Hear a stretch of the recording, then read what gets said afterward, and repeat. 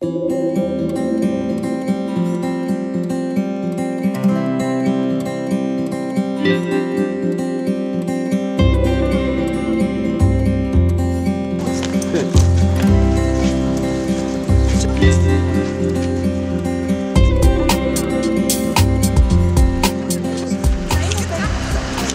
гэрэлтүүлийг маш чухал 50 жигсаал цуглаа хийж.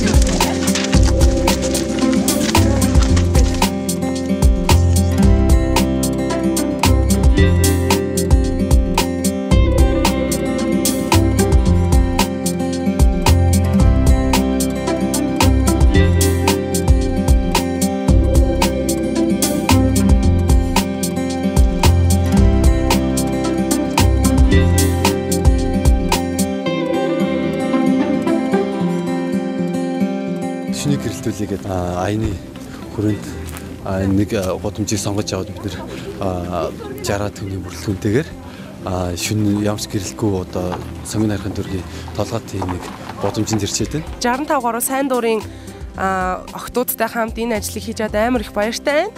Гудамжинд ялангуяа гэр хороололд орцсон гэмт хэрэгүүд, хүчингийн хэрэгүүд маш их гардаг. Ер нь булаалт, ер нь гудамжинд гардаг бүх гэмт хэргийг хүмүүс зүгээр л энгийн байдгал зүйл гэж боддог.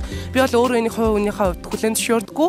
Гудамж хаач бид нар хаач явсан, гэртээ ч харсан, сургуультай ч явсан, ажиллаач тараа явж исэн аюулгүй байх хэвээр. Энэ бол нийгэм өөрөө аюулгүй байх, хүмүүсийн сэтгэлгээ, хүмүүсийн дотоод ертөнц оюухан бүгд гэрэлтэй ах хэвээр гэдэг үүднээс шүнийг гэрэлтүүлэх арга хэмжээнд оролцож байгаа маш их баяртай байна. Өнөөдрийн энэ арга хэмжээ зөвхөн сонгоны хайрхан дүүргийг гэрэлтүүлэхээс ч илүүгүй одоо бүх одоо манай одоо дүүргүүдэд байгаа гэр хорооллын айлуудад энэ гэрэлтэй, гэрэл гэгээтэй гудамжтай байж охид бүсгүйчүүд, хүүхдүүд маань айх аюулгүй гудамжаар алхаж байгаасай л гэж хүсэж байна. Yeah, I think it was very good, very well organized and for an important cause.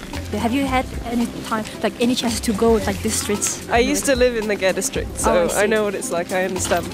Yeah, it can be very dangerous, so I think this is really great.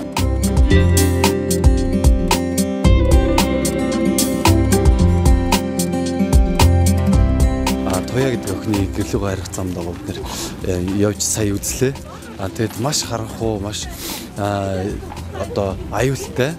Тэгээд нэг юм нарийн годмоор ороод цаашаага бас юм юугэр гүүрэн дээгүүр явд юм байна. Тэр гүүрэн нь болохоор газраас одоо нэг 7-8 метрийн орчмын өндөртэй тийм гүүрэн дээр тэг ямар ч гэрэлгүй.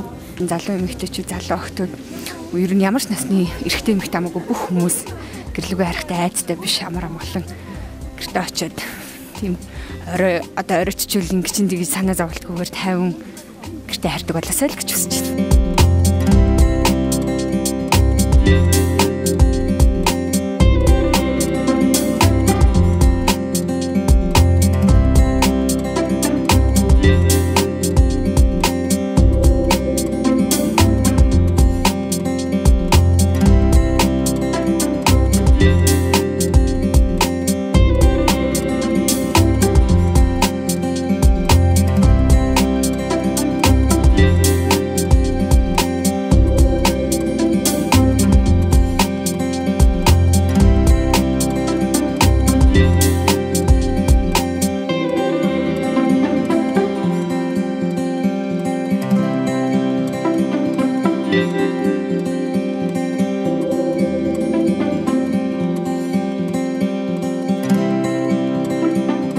Thank you.